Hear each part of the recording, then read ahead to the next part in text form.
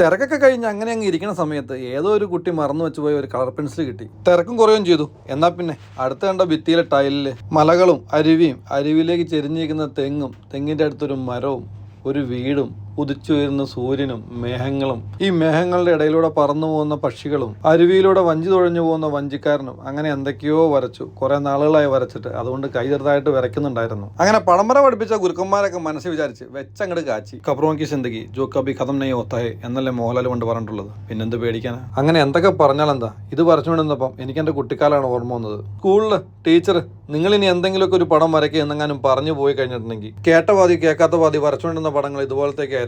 കുറെ കുന്നുകളും അരുവിയും, അരുവിലേക്ക് ചെരിഞ്ഞിരിക്കുന്ന തെങ്ങുകളും, അടുത്തൊരു വീടും, ഉദിച്ചുയരുന്ന സൂര്യനും, അങ്ങനെ എന്തൊക്കെയോ. അതൊക്കെ ഒരു കാലം. അപ്പേ ഇതുപോലെ നല്ല നല്ല ഓർമ്മകളുള്ളവർ എന്തായാലും ഒന്ന് കമന്റ് ചെയ്യണേ. പറ്റും, നമ്മളെ കൊണ്ട് പറ്റും. നമുക്ക് പറ്റും.